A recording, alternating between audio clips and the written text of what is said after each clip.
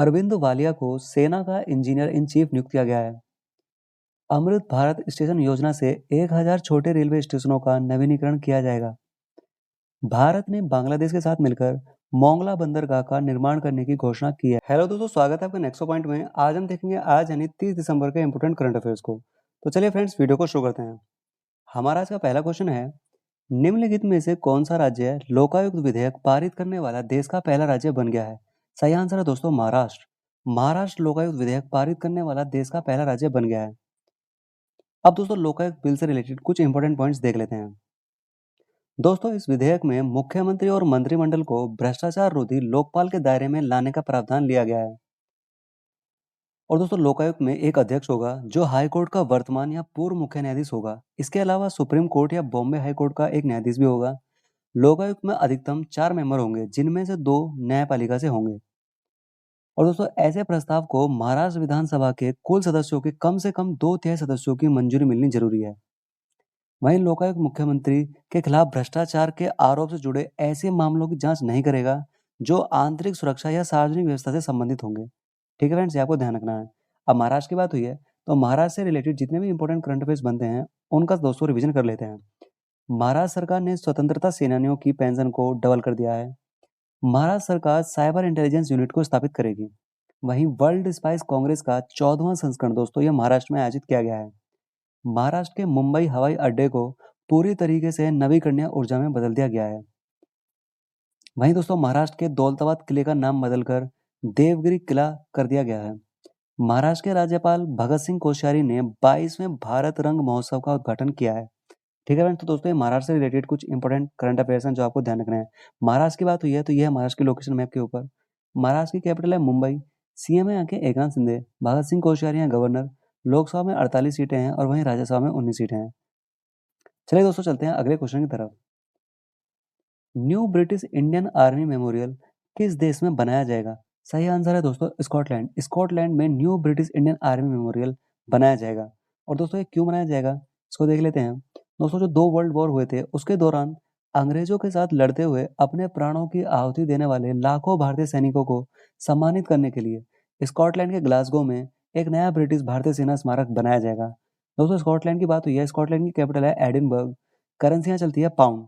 वहीं prime minister की बात करें तो प्राइम मिनिस्टर है यहाँ के निकोला स्टर्जन। निकोला स्टर्जन जो है ये स्कॉटलैंड के प्राइम मिनिस्टर हैं। ठीक है, आपको ध्यान रखना है।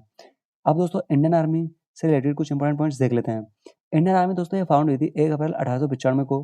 हेडक्वार्टर इसका दोस्तों नई दिल्ली में है। मोटो है इंडियन आर्मी का सेवा परमो धर्मा।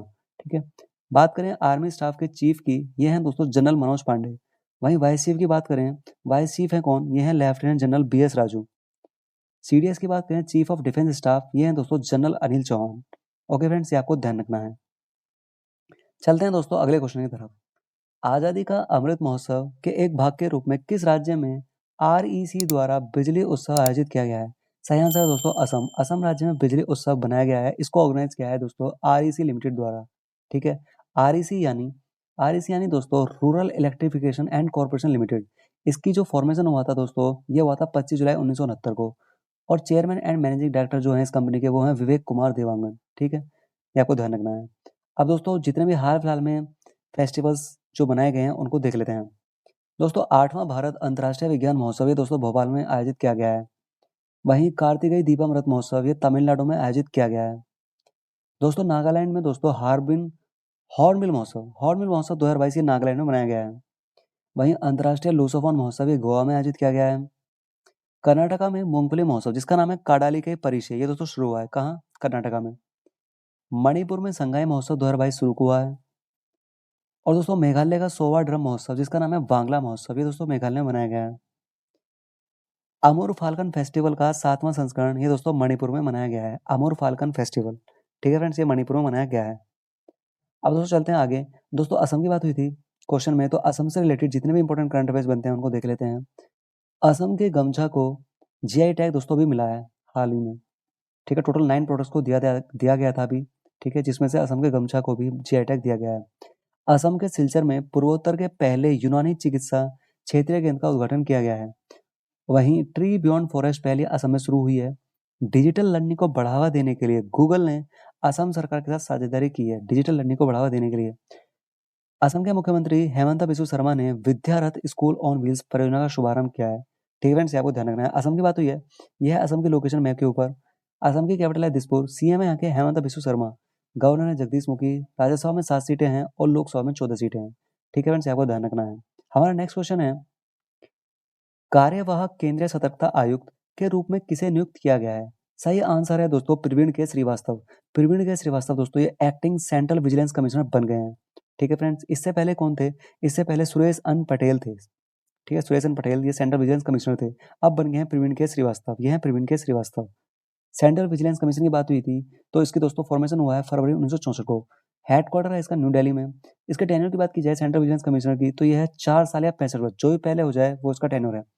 कमेटी की बात की जाए दोस्तों तो संथानम कमेटी के द्वारा सेंट्रल विजिलेंस कमीशन का फॉर्मेशन हुआ था। ये आपको ध्यान रखना है। अब दोस्तों जितने भी अपॉइंटमेंट्स हुए हैं हाल ही में उनको देख लेते हैं। दोस्तों आपको पता है कि रेलवे बोर्ड के जो नए अध्यक्ष और सीईओ बने हैं, ये बने हैं कौन? अनिल कुमार लाहोटी।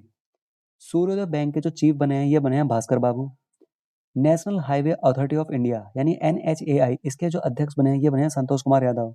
वहीं DDA यानी दिल्ली डेवलपमेंट अथॉरिटी इसके जो वाइस चेयरमैन बने हैं ये बने हैं सुभाषिष पांडा। गंजी कमला वी राव को FSSAI यानी food safety and standard authority of India में मुख्य कार्यकारी अधिकारी के रूप में नियुक्त किया गया है। ब्रिस्बेन 2032 में होने वाले ओलंपिक और पैरा ओलंपिक खेलों की जो सीईओ बनी है ये बनी है सिंडी हुक। वहीं दोस्तों हार्वर्ड विश्वविद्यालय में पहले ऐसे अध्यक्ष जो बने हैं ये बने हैं क्लोडाउन के। ठीक है, आपको ध्यान रखना है। चलते हैं दोस्तों अगले क्वेश्चन की तरफ। निम्नलिखित में से किसे ICC emerging men's player cricketer of the year 2022 पुरस्कारों के लिए नामांकित किया गया है? सही आंसर है दोस्तों अर्शदीप सिंह। अर्शदीप सिंह को ICC emerging men's player cricketer of the year 2022 पुरस्कारों के लिए नॉमिनेट किया गया है। ठीक है फ्रेंड्स, ये हैं अर्शदीप सिंह। ठीक है फ्रेंड्स, वहीं वुमेन्स कैटेगरी में बात की जाए तो वुमेन्स कैटेगरी में दोस्तों रेणुका सिंह और यास्तिका भाटिया को एमर्जिंग प्लेयर के लिए दोस्तों चुना गया है, इनको नॉमिनेट किया गया है। ठीक है, बात की जाए T20 क्रिकेट में तो T20I cricketer of the year में मेंस के लिए दोस्तों ये नॉमिनेट किए गए हैं भारत की तरफ से सूर्य कुमार यादव। वहीं वुमेन्स कैटेगरी में स्मृति मंदाना को नॉमिनेट किया गया है। ठीक है, T20I cricketer of the year के लिए। आईसीसी की बात हुई है, आईसीसी का हेडक्वार्टर है दुबई UAE में। मोटो है इसका क्रिकेट फॉर गुड। फाउंड कब हुई थी? ये हुई थी 15 जून 1909 को इसका फाउंडेशन हुआ था। चेयरमैन है यहाँ के ग्रेग बार्कले। सीईओ की बात की तो ये हैं जॉफ अलाडिस। वहीं जनरल मैनेजर हैं वसीम खान। और आईसीसी की जो मेंबरशिप है दोस्तों ये 108 देशों के पास है। ठीक है, आपको ध्यान रखना है। अब दोस्तों चलते हैं आगे। स्पोर्ट्स से रिलेटेड जितने भी इंपॉर्टेंट करंट अफेयर्स बनते हैं उनको देख लेते हैं। केंद्रीय मंत्री अनुराग ठाकुर ने कर्नाटका में खेल विज्ञान केंद्र का उद्घाटन किया है। वहीं अरुणाचल प्रदेश के रहने वाले गेटो सोरा ने मलेशिया की जूनियर इंटरनेशनल बैडमिंटन चैंपियनशिप का खिताब जीता है। वहीं दोस्तों इंग्लैंड के प्लेयर सैम करन इन्होंने दोस्तों आईपीएल नीलामी के सारे रिकॉर्ड तोड़ दिए और ये आईपीएल के इतिहास में सबसे महंगे दोस्तों ये एक्सपेंसिव जो है प्लेयर बन गए हैं। इनको पंजाब किंग्स ने 18 करोड़ 50 लाख में खरीद लिया है। ठीक है, आपको ध्यान रखना है। वहीं वो दोस्तों गोवा 27 फरवरी से 5 मार्च तक भारत की पहली विश्व टेबल टेनिस श्रृंखला की मेजबानी करेगा। कौन? गोवा। फीफा ने फरवरी 2023 में क्लब विश्व कप की मेजबानी के लिए मोरक्को को चुना है।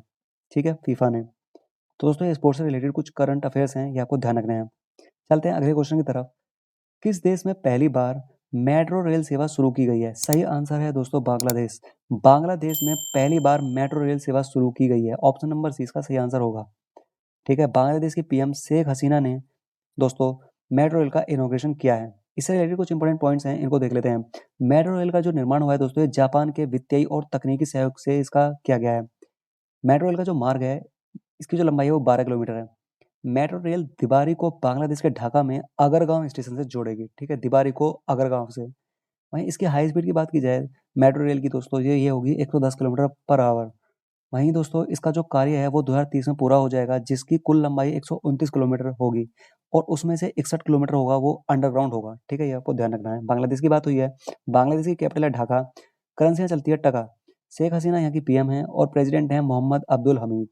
लोकेशन देखें तो लोकेशन है दोस्तों यहाँ पर बांग्लादेश की। इंडिया का पड़ोसी देश है बांग्लादेश और भारत की सबसे ज़्यादा जो सीमा लगती है वो बांग्लादेश के साथ ही लगती है। ठीक है फ्रेंड्स, आपको ध्यान रखना है। चलिए दोस्तों चलते हैं आगे अगले क्वेश्चन की तरफ। Fox in the road my days at RBI and beyond नामक पुस्तक किसके द्वारा लिखी गई है? सही आंसर है दोस्तों सी रंगराजन यानी चक्रवर्ती रंगराजन के द्वारा ये बुक लिखी गई है। ठीक है दोस्तों, ये आपको ध्यान रखनी है। अब दोस्तों कुछ इंपॉर्टेंट बुक्स एंड ऑथर्स देख लेते हैं।